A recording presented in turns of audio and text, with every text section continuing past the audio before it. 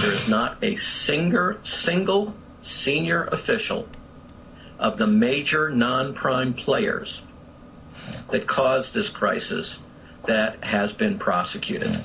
And, of course, therefore, none has been convicted. We know that there was massive illegality. That's what the FBI was talking about, that there was an epidemic of fraud. And the fraud overwhelmingly took the context of liars' loans.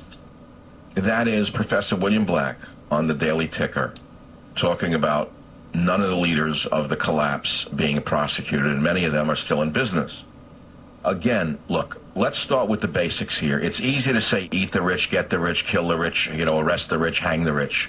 Be careful, because most of you listening to the country, you're not going to find a man who doesn't dream of success, whether it be through a book he writes, no matter how leftist he is. Take a look at the fatso. What's his name? The ugly fat man, the liar. I can't remember. The movie maker, the ugliest man in the history of filmmaking. Michael Moore, the ugliest man that God ever created. Here's a guy who sells total chicken feed to the left-wing fools who flock to the theaters to buy his lies, and he's a very rich man. He didn't exactly give his money away, did he? So if you scratch the surface, everybody wants to be rich. So before you start saying hang the rich, be careful. We're not saying hang the rich. We're talking about people we believe committed illegalities who have not yet been prosecuted because they own the government. They are the government. This is what I'm trying to tell you. Obama's not the government. Biden is not the government. They were put in power by these people and by others you never heard of. In the minds of those who have studied this, they are the front men. You know, like in England, there's the Queen, the Queen of England, who is a figurehead of the government. She's a figurehead, rather, of the nation. Excuse me. In that way, our president has long been merely a figurehead. It didn't start with Obama. However, I would say it's rather magnified under Obama. He's clearly just a figurehead.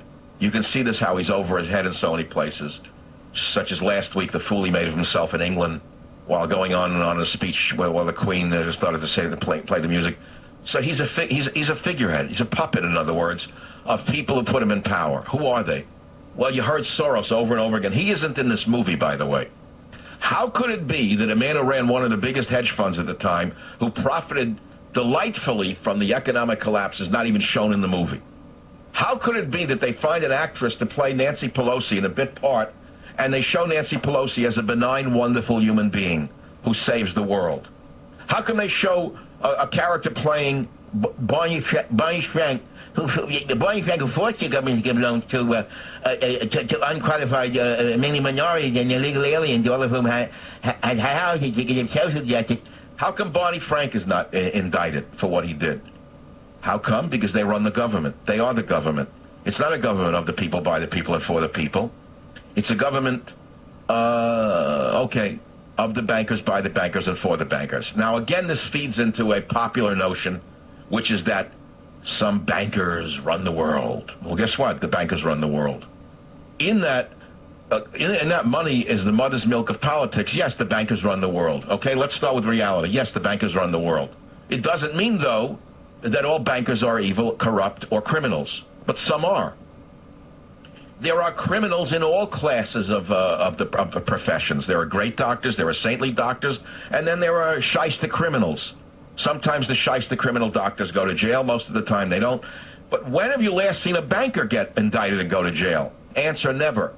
Now, the reason that they don't go to jail, here's the interesting part. It's not so much that they run the government, although that's the big picture. It's that those who supposedly run the government don't touch them because they believe that nobody would be left to run the banks if they got rid of these corrupt ones who caused the collapse and are now profited to the tune of billions of dollars. Personally, nobody would be smart enough to run the banks. I don't believe that at all. I think that there are very smart people in the banking industry who are honest, who could do a very nice job of running the economy running the banks, rather. So that's the background again. Let's look, for example, at another point. Dick Fuld, who was the CEO of Lehman Brothers, during this collapse is shown to be a man who was set up and thrown out the window by his competitors at Goldman Sachs in the form of the then Treasury Secretary. There's a lot of names here. The then Treasury Secretary, and I have the name. I don't want to give it to you. I can easily give it to you. It's right here, and I'm searching for it. Paulson. Okay, Hank Paulson, as played by another actor whose name I forget, but he does a super job. William Hurt. Great job. Okay. So the fact is that Paulson worked for Goldman Sachs, as did Geithner. So you could say, well, Goldman Sachs is running the country. Hello, they're running the country. Is that necessarily bad? I don't know that it's necessarily bad. Not everything Goldman Sachs does should be seen as bad or evil or manipulative or crafty. They're very smart people, and many of the things they do have benefited you. And I have to go back to you. There are many people listening to this show who, during the housing bubble, made money. You bought condos for a low amount. You put in stainless steel appliances. You put in some tile, and you sold it for 20% more in a very short period of time.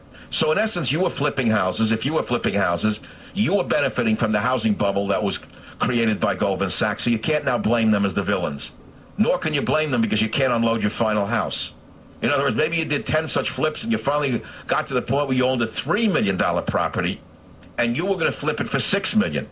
And all of a sudden the market fell out from under you and you broke. Don't blame Goldman Sachs. It's just that you didn't get out early enough. So you got to see the whole picture here. And there's another thing I got to say along the way about the Sandlers, Herb and Marion, because in the next hour we have an author on who's just written a book about them that you will not believe.